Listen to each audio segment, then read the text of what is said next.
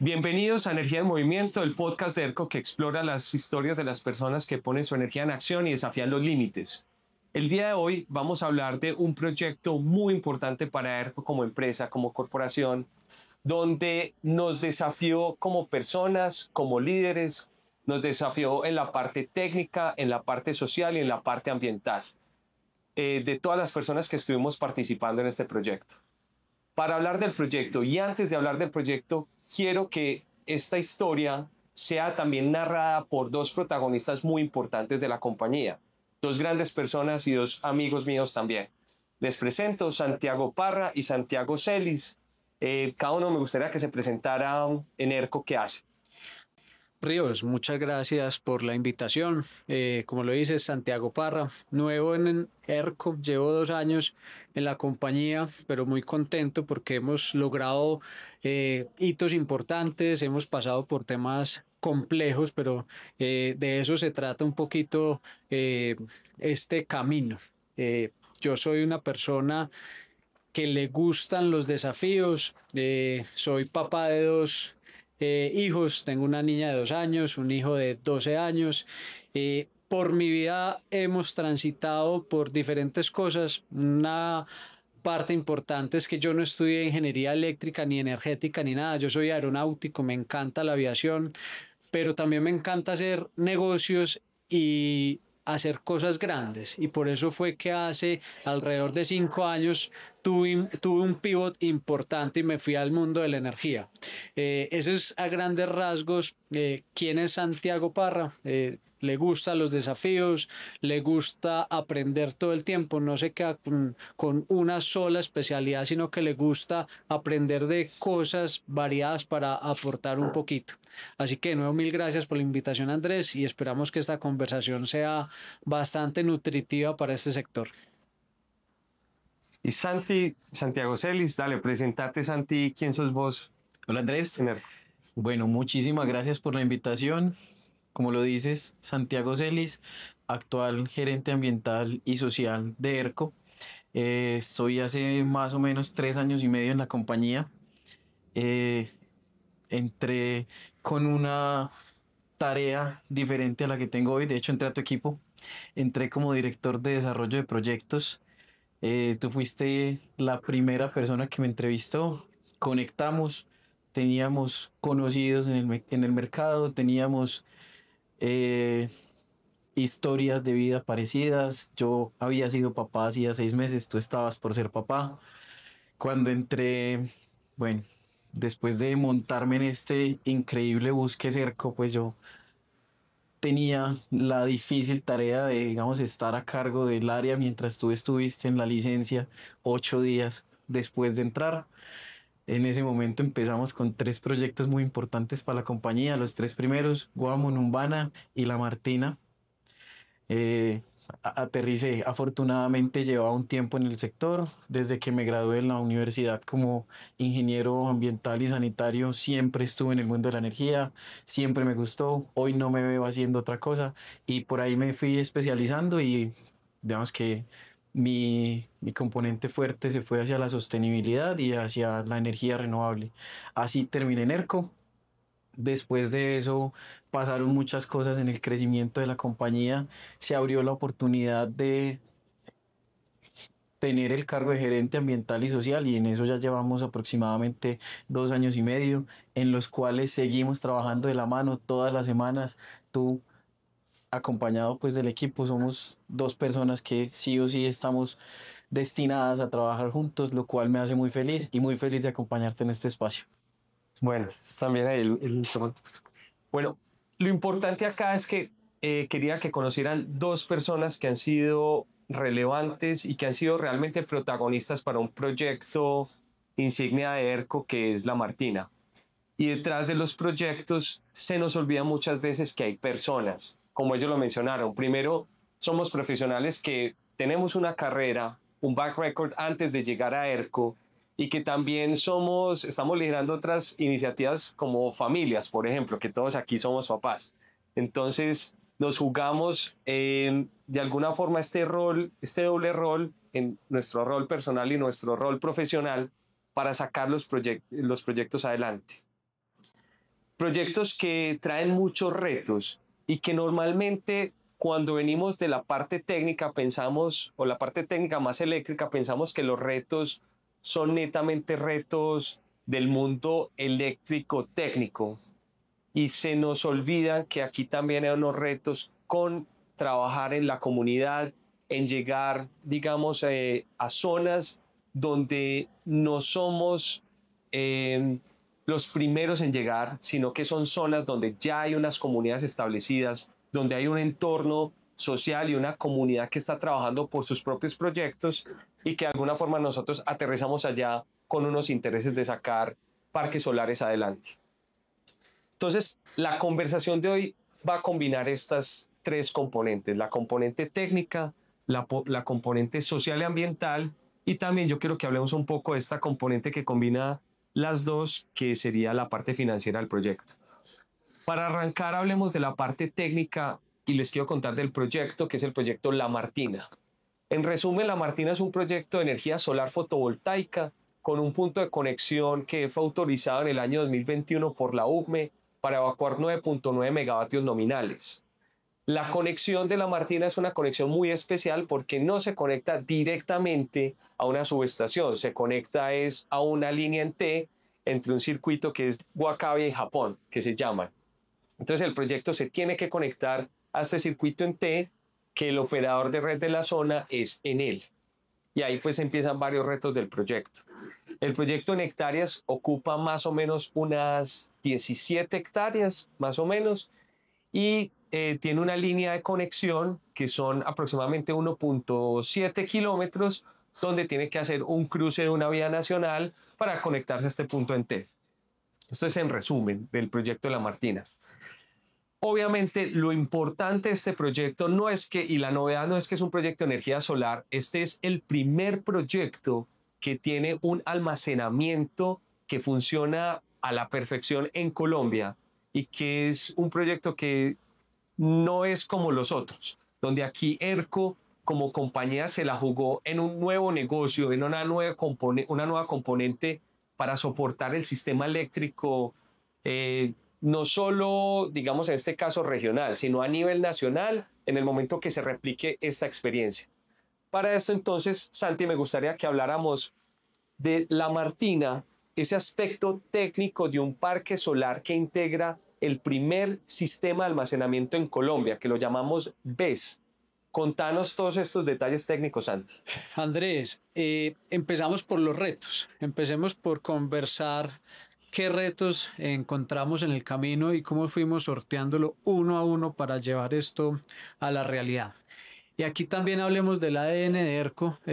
Nosotros hacemos que las cosas pasen. Y los que me conocen un poquito saben que yo soy un fiel seguidor del fundador de SpaceX y Tesla, Elon Musk, y él siempre ha dicho, si algo es lo suficientemente importante, hay que hacerlo, así todas las probabilidades estén en contra de eso.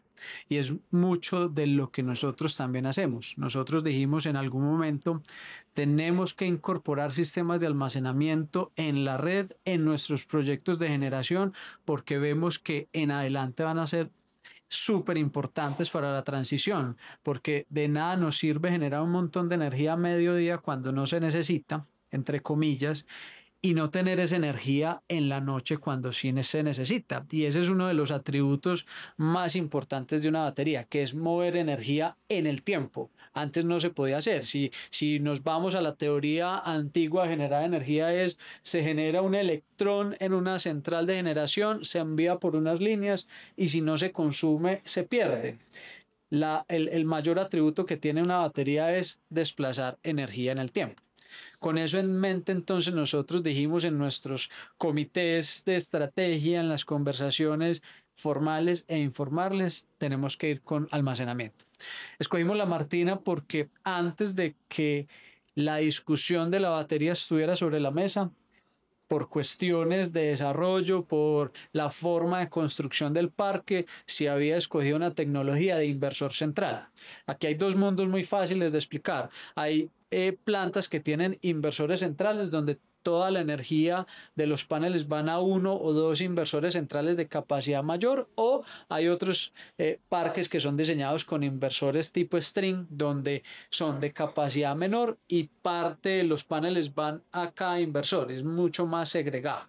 Aquí nos dio la oportunidad de pensar y de soñar en incorporar un sistema de almacenamiento acoplado a uno de esos inversores que ya se había escogido, y eso nos permitía un montón de ventajas adicionales si lo hubiéramos hecho en otro parque. Por ejemplo, captura del clipping. El clipping rápidamente es cuando hay mucha generación en ciertas horas del día, ese punto de conexión que mencionabas ahorita, que está limitado a 99, se perdía un poquito de energía, y ahí podríamos aprovecharla y almacenarla y después desplazarla. Ese es el primer componente.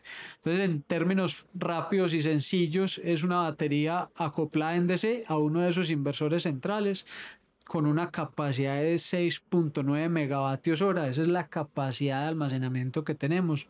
Son 3 contenedores de 40 pies de los que transportan los barcos, para dar como ese nivel de cuánto es más o menos, pues para dar esa referencia. Y es una batería que puede inyectar energía a razón de 3.3 megavatios de potencia. Eso quiere decir que la energía almacenada en ese gran contenedor de energía se puede despachar lo más rápido posible en 2 horas o en más horas dependiendo de la necesidad. O sea, para los que digamos no son muy técnicos, entonces lo que tienen que entender es, tiene como un tanque de almacenamiento que son 6.9 megavatios hora, y que esos 6.9 megavatios hora se pueden evacuar en 2 horas. Correcto. O sea, tiene un respaldo más o menos como de 2 horas. ¿A qué hora se evacúa esta energía? Por el diseño, lo que entendemos es que se va a evacuar es en las noches.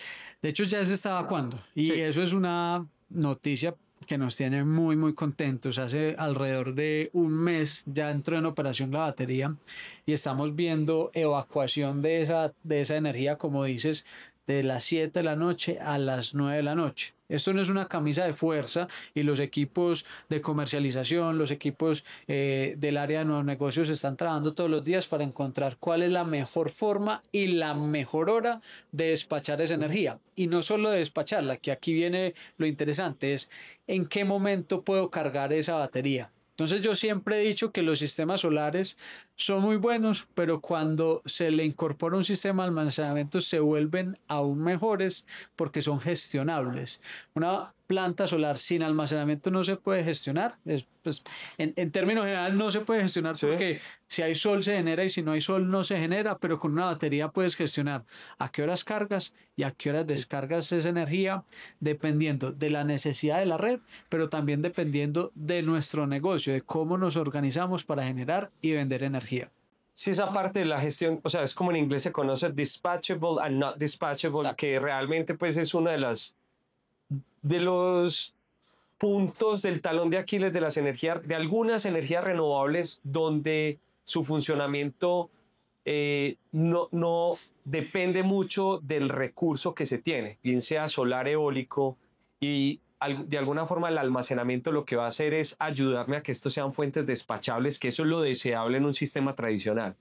Ahorita sí que entramos un poquito más de detalle eso. Santi, ¿cómo le podemos explicar a las personas también que no son muy técnicas cómo un sistema solar fotovoltaico tiene 9.9 megavatios nominales en AC, pues digamos que se va a conectar, pero en DC el parque solar son 17.5 megavatios pico? O sea, aquí estamos hablando de una relación DC-AC de 1.75, algo que es completamente atípico en los sistemas solares fotovoltaicos. Como bien lo dice, es súper atípico hasta ahora, porque es que aquí también estuvo sobre la mesa cómo optimizar nuestros puntos de conexión. Como bien lo decía, son 9.9 megavatios de inyección en ese punto de conexión, aprobados hace años con unos estudios y demás, pero teníamos más tierra, y es venga, pensemos cómo podemos aprovechar mejor ese punto de conexión que es casi inamovible, porque pues tenemos muchas barreras regulatorias, pero eso lo hablamos en otro espacio. Cómo aprovechar y generar más energía. Y es, si yo no tuviera la batería, el sobredimensionamiento típico sería de entre un 25 y un 30%. Es decir, esa planta debió ser de 12 megavatios, 12.5 megavatios en DC, es decir, la suma de todos los paneles, y 9,9. Con la incorporación de almacenamiento, entonces nos permitió decir cuánto podemos sobredimensionar más el sistema que nos permita generar más energía en el mismo punto de conexión, y el único habilitador posible para que eso funcionara es un sistema de almacenamiento. Eso es básicamente lo que pusimos sobre la mesa, rayamos, y así fue que pudimos hacer que el modelo financiero de esta planta funcionara, que eso también es algo que creo que vamos a hablar más adelante. Ahorita lo hablamos. Bueno, toda esta parte, ahorita volvemos a unas cosas técnicas que son muy interesantes, y nuevamente, en el mundo de las energías nos concentramos mucho en la parte técnica. Y lo quiero conectar con el ADN ERCO y con el rol que cumple Santi en la compañía, porque el éxito de estos proyectos no es solo la parte técnica. El éxito de estos proyectos viene que hay una componente técnica, una componente social y una componente ambiental que juntas garantizan la sostenibilidad del proyecto. Y nuevamente, con empresas como nosotros, nuestro ADN, y que viene también junto con el ADN de las energías renovables, no es sacar un proyecto como sea adelante. A ver, dentro de la parte técnica los retos se van a sacar, pero aquí no es como sea. Aquí los proyectos tienen que ir junto con la comunidad, resolviendo necesidades que han tenido las comunidades, abiertos al diálogo con las comunidades, a la participación de las personas que están en esas zonas. Eso es por un lado. Y la otra parte, que hay unas reglas ambientales que nosotros y cualquier empresa debe entrar a respetar para poder garantizar la sostenibilidad de estos proyectos. Santi, contanos desde el origen del proyecto, cómo fue, lo podemos partir. Lo primero, la parte social, cómo fue esa convivencia con la comunidad desde el día cero y con los principales actores, que los llamamos los stakeholders, y luego, cómo es la componente ambiental también de la Martina. Después vamos a hablar de retos, porque pues tuvimos retos, pero hablemos primero para entender muy bien ese contexto del proyecto. Bueno, lo más importante, como tú lo dices, lo técnico de los proyectos siempre sale, lo financiero siempre se consigue a través de los mecanismos que existan pues para la financiación de proyectos y la ingeniería, que como Santi lo estaba explicando, la mente humana es demasiado amplia y siempre hay alternativas a la parte técnica y financiera de los proyectos. Sin embargo, si no se hace un trabajo ambiental, pero sobre todo social, de fondo, es muy difícil y muy complejo que los proyectos se hagan en Colombia. Para nadie es un secreto, empecemos por ahí, pues que hay otros proyectos en el país que no se han salido adelante, correcto. No se han podido dar, no han salido adelante, exacto, precisamente por temas ambientales o temas sociales que tienen que ver con consultas previas o incluso con comunidades que no están a favor de los proyectos. ¿Sí? Entendiendo esto, ¿me vas a preguntar? Sí, hablemos, o sea, ese contexto social que aterriza para el proyecto es Paratebueno. Sí, digamos, Paratebueno, Cundinamarca, que es un territorio muy conocido porque hoy mueve mucho el agroturismo, que también antes había tenido una connotación de ciertas dificultades sociales normales en Colombia. ¿Cómo es ese aterrizaje en Paratebueno?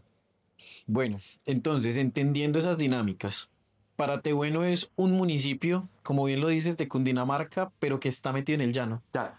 Entonces, eso marca totalmente la diferencia, porque no es lo mismo hacer un proyecto en La Guajira que hacer un proyecto en Cundinamarca o hacer un proyecto en los llanos orientales. Claro, siempre hablábamos, es que está en Cundinamarca, todos nos imaginábamos, a ver, el altiplano cundiboyacense, cuando realmente no. Esto es más, esto debería estar, o sea, es por su idiosincrasia y por su cultura. Actividades económicas comparte mucho más con el Meta y con el llano que con Cundinamarca. Y si uno mira en el mapa, es que realmente es una colita muy rica en muchos recursos, que está desubicada en Cundinamarca, pero para Piedemonte llegar llanero. tenés que pasar por el Meta, inclusive por Villavicencio. Sí, hay varias formas de llegar. Una es por Villavicencio, una es por el embalse de Chivor y llegas al Piedemonte Llanero, y la otra por Yopal, básicamente. Pues está muy metido en el llano. Entonces, digamos que cuando nosotros llegamos, lo primero que vimos, bueno, lo primero es hacer un scouting social, identificar cuáles iban a ser esas condiciones en la zona a las que nos íbamos a enfrentar. Afortunadamente, digamos que Paratebueno es un municipio de gente trabajadora, de gente pujante, un municipio muy pequeño. ¿Cuántos habitantes? ¿Recordás? Es un municipio de no más de 15.000 habitantes. Es un municipio muy pequeño, en donde las principales actividades económicas, por supuesto, no eran energías renovables. Hay mucha palma hoy en el municipio, mucha ganadería, y básicamente esas dos actividades económicas movían la región. Estaba muy conectado a 1 hora y media de Villavicencio, a 2 horas de Yopal por tierra. Eh, Claramente cerca, en municipios cercanos, habían actividades de explotación de hidrocarburos, explotación y exploración de hidrocarburos. Entonces, esto fue el primer reto con el cual nosotros nos encontramos, porque cambiar una dinámica social, unas costumbres asociadas más a una cultura de los hidrocarburos que a las energías renovables, fue muy complejo. Esto en términos de expectativas de las comunidades es muy importante, y también del día a día, de cómo ellos viven los proyectos, de cómo hacen para que las cosas pasen. Entonces, lo primero que tuvimos que hacer fue bajar expectativas, claramente, pues... O aterrizar expectativas de qué son los proyectos de energía renovable. ¿Qué son? Ellos no tenían ni idea en las comunidades cómo funcionaba un sistema solar fotovoltaico. Se imaginaban todo menos que íbamos a utilizar aproximadamente 17 hectáreas para la construcción de los proyectos o del proyecto.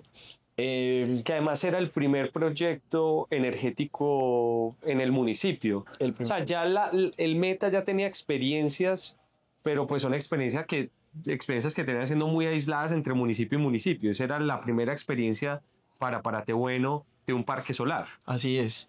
Además de las expectativas que ellos tenían, no entendían por qué habían unas comunidades que estaban más cerca del proyecto que otras, y para ellos el contexto era que el proyecto quedaba en el municipio.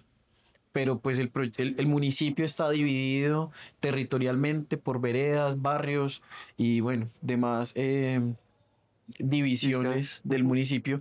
Entonces, cuando les dijimos que bajamos las expectativas o aclaramos las expectativas de contratación, las expectativas de los bienes y servicios que íbamos a demandar en la comunidad, las expectativas salariales también, pues diferenciadas con respecto a hidrocarburos. Entonces, lo siguiente que tuvimos que hacer fue explicarles que el proyecto se encontraba ubicado en dos veredas, que daba la casualidad de que la mitad del predio estaba en una vereda y la otra mitad estaba en la otra, y que esas dos comunidades iban a tener prioridad para nosotros por encima del municipio. Fue muy difícil, porque pues todos hacen parte del mismo municipio y no entendían por qué teníamos que segmentarlos de esa manera, ¿sí? Sin embargo, pues eso se hace dentro de un marco y dentro de la legislación ambiental, en donde uno tiene que hacer esa identificación de comunidades para ver dónde se van a generar más o menos impactos.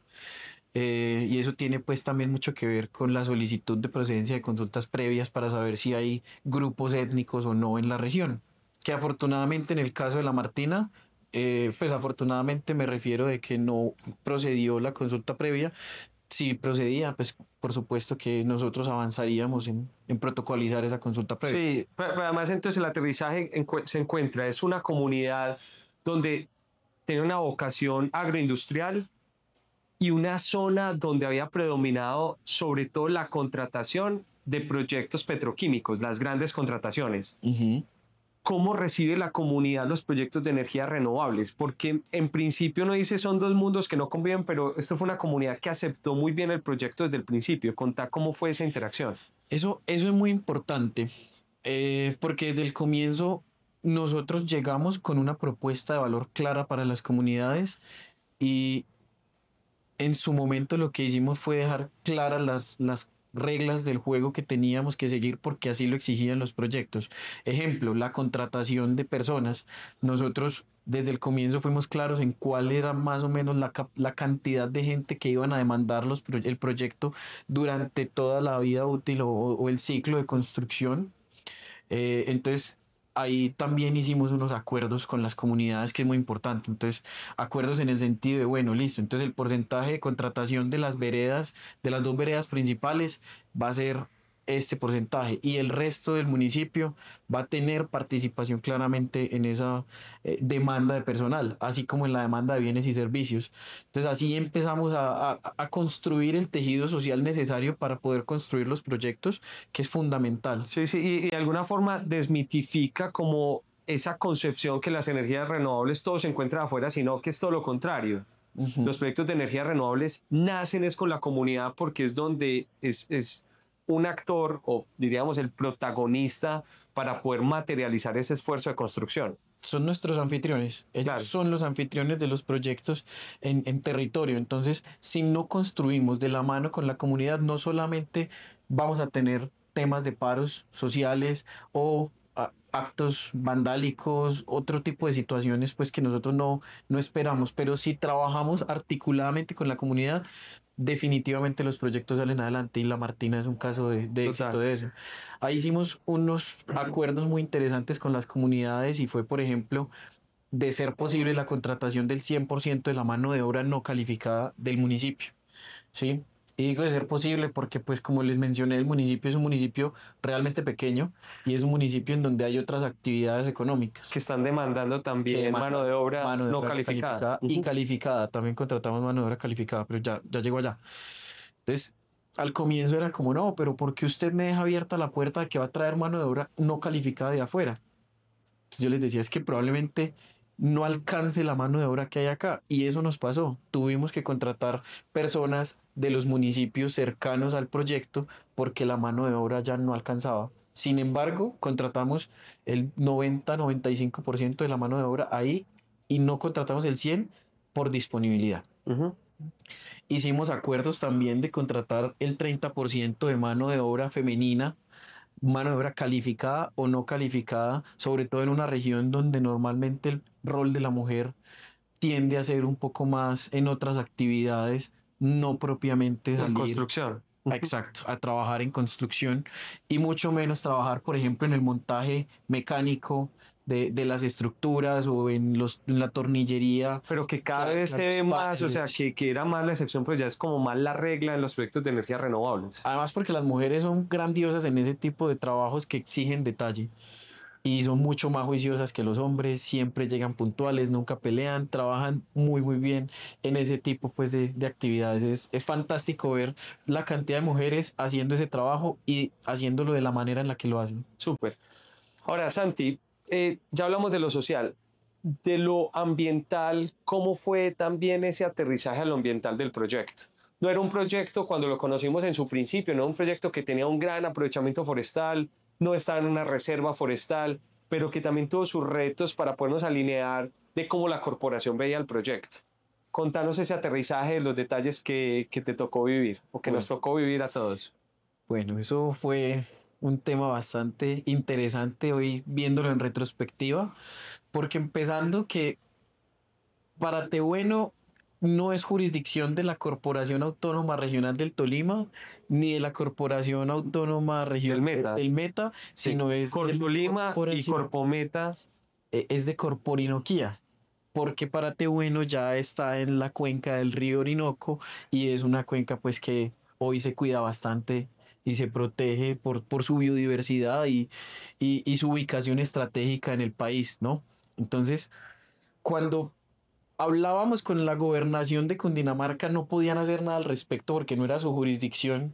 Cuando hablábamos con la gobernación del Meta, tampoco, aun cuando habían demasiados intereses en el buen sentido de la palabra de por medio con que el proyecto despegara y pudiéramos iniciar la construcción.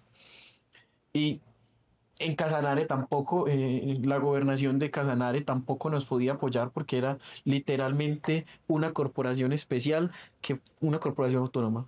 Funciona a su manera.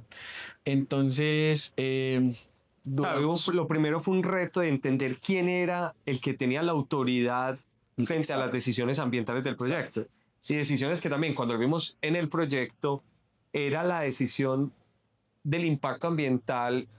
A ver, de la construcción del proyecto sí, pero pues sabemos que estos proyectos no tienen licenciamiento ambiental, pero era qué íbamos a hacer con 11 individuos arbóreos, o sea, Eran 11 árboles en un área de 17 hectáreas, que uno diría, realmente cualquier otra actividad hubiera hecho algo muy diferente a lo que hicimos nosotros. Finalmente se termina resolviendo eso. Y que además el propietario había sembrado para que le dieran sombra a sus vaquitas hacía muy poco. Claro. Entonces, fue un tema bastante complejo, duramos más o menos un año en A ver, él. compleja la gestión, porque realmente ambientalmente no había un reto. Es, yo debo compensar el impacto de 11 árboles que tengo que cortar o mover. Exacto, pero no teníamos respuesta a la corporación. Duramos un año más o menos en ires, venires, vamos a reunirnos con Ser Colombia, con la gobernación de Cundinamarca, con la gobernación de Casanare, con la gobernación del Meta, con los funcionarios de la corporación.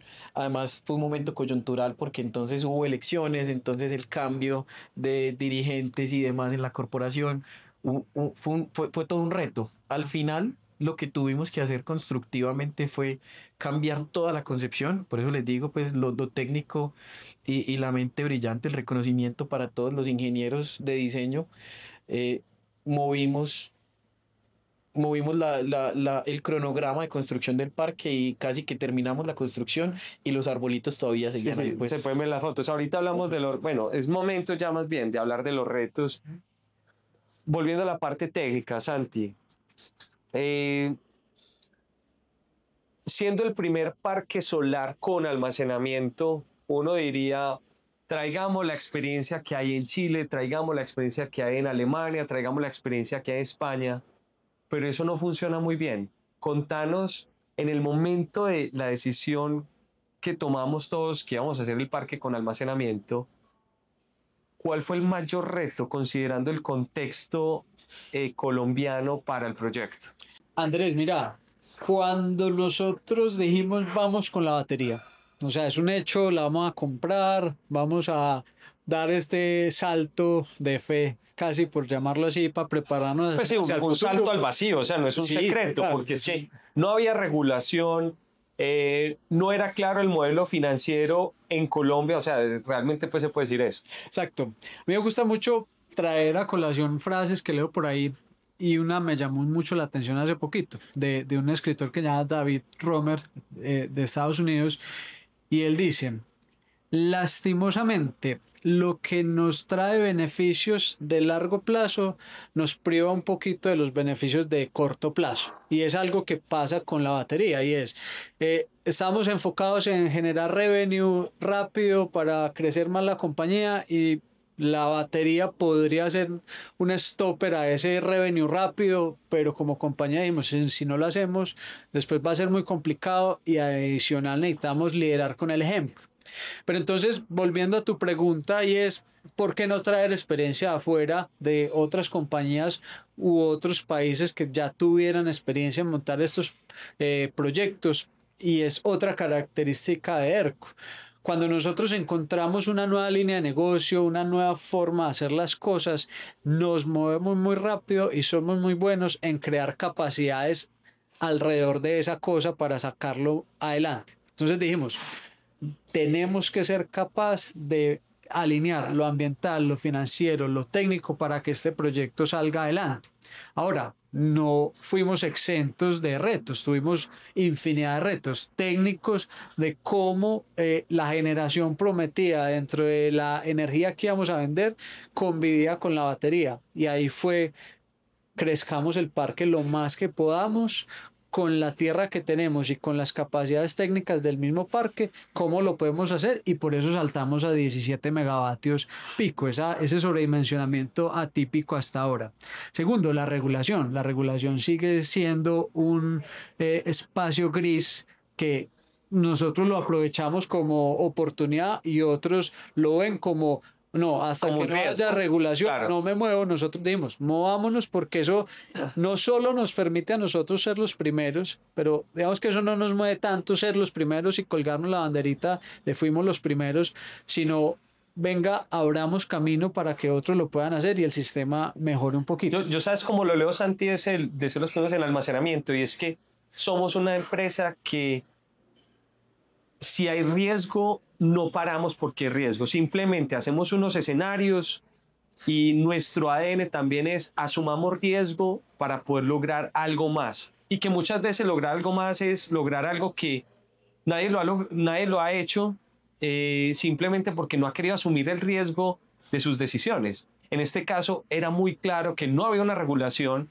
y si uno mira la experiencia de otros países, los otros países ya tienen una regulación muy clara alrededor de almacenamiento. Aquí lo que dijimos es vamos para adelante, que si miramos la experiencia que hay en el mundo en renovables, algo va a pasar con el almacenamiento, y de alguna forma no es en detrimento al rendimiento económico de los proyectos, sino favorecen a los proyectos. Exacto. Y adicional, pues nosotros somos muy responsables en evaluar los riesgos internos de la compañía, pero sobre todo que nuestros proyectos no vayan en contravía de la calidad de la red, de lo que está estructurado en el mercado energético en Colombia. Nada de eso nos lo estamos saltando. Nosotros estamos creando el ambiente para que otros que vienen detrás lo puedan hacer, para que el regulador entienda cómo funcionan estos tipos de proyectos y avance un poquito más rápido la regulación.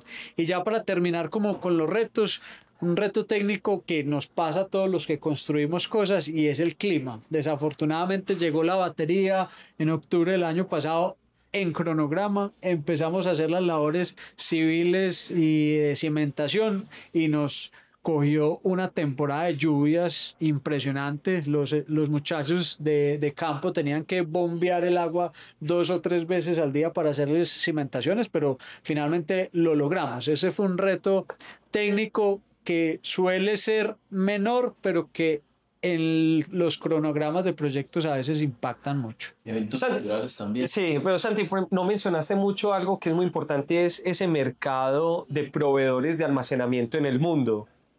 Todos lo ven con muy buenos ojos este tipo de proyectos. En La Martina, ¿cómo fue ese proceso de selección del sistema de almacenamiento? Ahorita dijimos que nos tiramos al vacío, pero nosotros somos muy coherentes y consecuentes de que nuestros proyectos tienen que ser de la mejor calidad posible, pensados de largo plazo, que nos permitan estar aquí por 100 años más.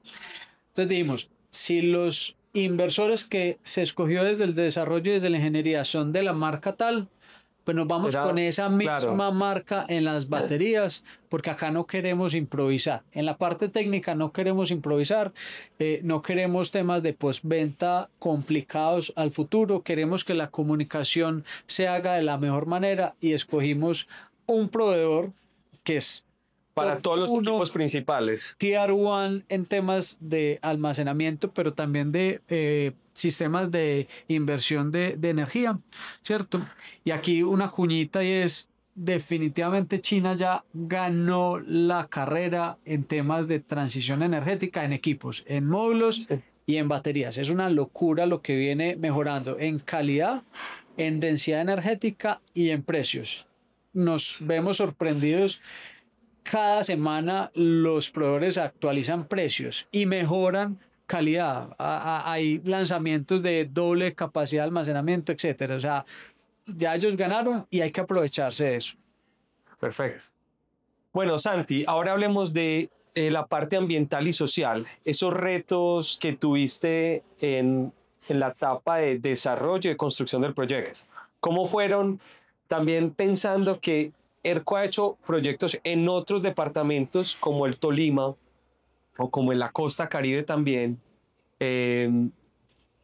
pero aquí era diferente el contexto. O sea, aquí era el primer proyecto en esa zona, en una zona de naturaleza, como bien dijiste, más hacia el sector, una vocación más de sector petroquímico. ¿Cuáles son esos retos? Bueno, empecemos por los retos de las condiciones naturales. Santi lo dijo hace un momento, los temas que tenían que ver con régimen climático y lluvias, pues nos afectaron mucho, pero también desde el punto de vista de otros desastres naturales que se dieron. Por ejemplo, cuando empezamos la construcción del proyecto, se cayó la vía del llano. Claro. La concesión de Bogotá a Villavicencio tenía 2 o 3 derrumbes, entonces era muy difícil pasar. Y la vía por Y también Chivor, creo que me acuerdo que hubo una explosión en uno de los túneles, fue este la momento vía por también, ¿te Chivor acuerdas? también se cayó, Sí. porque fue un régimen climático complejo. Entonces, eso fue lo primero. Los temas naturales. Hace poco el sismo en Paratebueno también, digamos que nos afectó de cierta manera y en gran medida a la comunidad pues del municipio y a nosotros también. Y los retos sociales, pues como te conté hace un momento, tuvimos que hacer acuerdos. Lo hablábamos internamente con Santi y contigo. Nosotros en ERCO no hacemos las cosas solamente por cumplir, sino siempre excedemos las expectativas, tanto propias como de las comunidades, porque es la única manera de avanzar. Es lo que nos ha permitido hacer negociaciones con ellos. Como te decía, logramos subsanar muchos temas asociados a paros, que es muy común en la industria petroquímica, que se hacen muchos paros para lograr conseguir lo que las comunidades quieren. Nosotros llegamos a cambiar la mentalidad de las personas. Hablamos de los retos de los proyectos, que son naturales y que de alguna forma dentro de la empresa, por la visión que tenemos, sumamos es para superar esos retos. De todas maneras, hay una componente que muchas veces no depende de nosotros y son los riesgos naturales del proyecto. Para ustedes, en la parte técnica, en la parte social y ambiental, ¿qué riesgos existieron en el proyecto que, de haberse materializado, hubieran hecho del proyecto, o sea, hubieran parado el proyecto o de alguna forma hubieran causado el no proyecto? Si quieres empezar, Santi, contando por la parte técnica que viste el almacenamiento de esos riesgos que hubieran afectado tanto al proyecto que toca cancelar el proyecto y un no proyecto. Ahí el riesgo más grande es que el operador de red no nos dejara conectar el proyecto. Pero ahí vuelvo a nosotros vamos un poquito más allá y siempre entendemos que somos huéspedes tanto de la comunidad, pero también del operador de red que nos permite la conexión. Sabemos que hay contratos de conexión y no me voy a meter en esos temas técnicos, pero lo que nosotros hicimos es, si el operador de red no nos deja conectar, es un no proyecto y de hecho podría ser una inversión totalmente perdida. Respecto a los retos ambientales y sociales que se pudieron haber presentado y que hubieran hecho el proyecto otro escenario, pues básicamente yo te puedo decir que los paros sociales, que si bien tuvimos una que otra situación social, no tuvimos nada complejo que pusieran en juego la fecha de puesta en operación de los proyectos. Donde hubieran sido más largas, pues otro sería el escenario. De igual forma, cualquier atentado terrorista que hubiésemos tenido en la zona, que es una zona pues socialmente e históricamente compleja, si se hubiese llegado a presentar, hubiera sido pues catastrófico, no solamente para la integridad del proyecto, sino también para las personas que trabajaban ahí y bueno, los desastres naturales que hicieron parte pues constante del proyecto y que afortunadamente no fueron más graves de lo que fue. Incluso hasta el mismo terremoto pues llegó en el momento que pueda llegar, porque si hubiese llegado antes el terremoto toca tomar unas medidas diferentes a nivel constructivo. Así es, ya estamos terminando la construcción, empezando pues pruebas y demás, entonces por eso no tuvimos una situación más compleja de la que pudo llegar a ser. Empezando porque no hay infraestructura en el municipio para alojar a la gente, ni en los municipios cercanos. La mayoría de las personas que trabajaron con nosotros en esta fase final del proyecto tuvieron que salir de Paratebueno, inclusive de Villavicencio, porque no tenían energía, no tenían agua, no había comida, no podían usar la vía, entonces esos fueron los retos pues más importantes que tuvimos. Súper. Bueno, yo siento que fue como la primera conversación de muchas que vamos a seguir teniendo sobre los proyectos. Quedan temas todavía por contar porque el proyecto tiene muchas anécdotas que ameritan ser contadas, pero bueno, el tiempo es limitado. A Santi Parra, Santi Celis, muchísimas gracias por poner la energía en acción en este proyecto tan importante en ERCO. Además que trabajamos juntos en la parte del desarrollo, en la parte de la construcción, donde una de las conclusiones que nos llevamos es que los proyectos, detrás de los proyectos hay personas que están trabajando por sacarlos adelante, como estuvo Santi Parra, estuvo Santi Celis, estuve yo trabajando, y que a pesar de los retos que se tienen a nivel técnico, social y ambiental, por nuestra visión, digamos, de trabajo en equipo y por la integración de las comunidades, ayudan a sacar los proyectos adelante y que finalmente se materialice todo este esfuerzo en plantas solares que están generando energía, inclusive con nuevas tecnologías. Entonces, a todos los que nos escucharon hoy, muchísimas gracias. Los vamos a invitar próximamente a un nuevo podcast de Energía en Movimiento. Hasta luego.